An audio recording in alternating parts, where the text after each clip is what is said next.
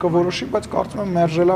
ու մերժվելու է։ Պարոն Սիմոնյան, նույն հացի դրամաբանության մեջ օրերս Հական Ֆիդանը անդրադարձել էր Միացյալ Նահանգներում ստորագրված հաստատվին թրիփի մասով, ասել էր, որ շատ կառուցողական է գնահատում Հայաստանի կառավարության այս գործողությունները եւ դա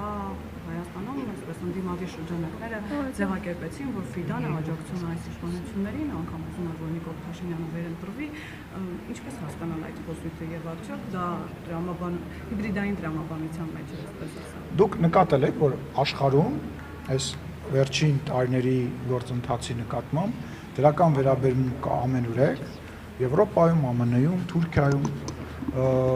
մեր բոլոր հարևանների մոտ, Վրաստան, Իրան, Ադրբեջան, բացի մեր ընդդիմադիր որոշ շրջանակների եւ ռուսական որոշ պրոպագանդիստների։ Ասենք որոշ ռուսական պրոպագանդիստներ եւ մեր ընդդիմությունը այս տպավորությունն է, որ նույն դասարանից են։ Այսինքն այդ նկատել եք, նույնիսկ Ռուսաստանի իշխանությունն է դրական բան խոսում, որովհետև գիտակցում է քաղաքական առումով եւ շատ ավելի ինֆորմացված է եւ շատ ավելի իրավիճակին լավ է տիրապետում կամ իրեն թույլ չի տալիս խոսի կամ հասկանում է, որ խոսելու վախտը չի, չգիտեմ պատճառները որոնք են, բայց վատ բան այս ամեն ինչի մասին խոսում են մեր ընդդիմադիրները եւ ռուսական որոշ բլոգերներ։ Հետևությունները թողնում եմ ձեզ։ Եվ նաև Սալովյովի հայտարարությունը Դուգինը արձագանքեց, որ Հայաստանին, Վրաստանին, Ադրբեջանին պետք չէ անկախ։ Ինչ տարբերություն։ Նույն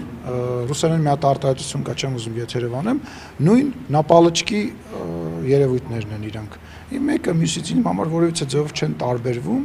ու որևիցե ձևով ես իրանց այս պահին միտք չունեմ մեկնաբանելու, երբ որ մեր երկրի նկատմամբ ես զգամ, որ շատ ինչ-որ բան կա, միգուցե իմ գործընկերներին, Տիկին Մատվիենկոին, մեր ռուսաստանյան այլ գործընկերներին անձնական զրույցների մեջ, մասնավոր զրույցների մեջ կասեմ եւ ասում եմ հաճախ խոսում եմ դրա մասին, ոչ թե լուրջ չեմ վերաբերվում, համարում եմ, որ ժամանակը չի եւ տեղը չի եւ իմ մակարդակը չի, որովհետեւ տեսեք, ես իրանց արձագանք եմ, մի հատ իրանք արձագանքեն, այո, կարող եմ արձագանքել, շատ եղել է դեպքեր, որ արձագանքել եմ, բայց կարծում եմ հիմա տեղը պատեհ պահը չի, ասել եմ, ով որ պետք է իրանց արձագանքում է, երբ որ պահը կգա, երբ որ, չգիտեմ, չեմ բացառում, որ ինչ-որ միջազգային ֆորմատում, կարող է ես իմիջիալոց Ռուսաստան այց եմ նախապատրաստում, Ռուսաստան այց պետք է լինի, կարող է այնտեղ օրերը ճշտված չեն, բայց հրավեր ունեմ փոխադարձ այցով իմ գործընկերը Տիկին Մատվիենկոն այստեղ էր մեծ կազմով, հիշում եք, եւ ես հիմա փոխադարձ այցի հրավեր եմ ստացել, նաեւ ծննդյանս կապակցությամբ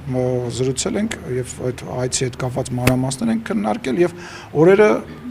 հələ ճշտված չի, այդ ֆորմատներում, եթե հնարավորություն լինի, եթե առիթ լինի, պաշտոնական այց է, այո, եթե առիթ լինի, ես դրան կարադառնամ, այս պահին ասեցի, այդ ձեր տված անունները ասում եմ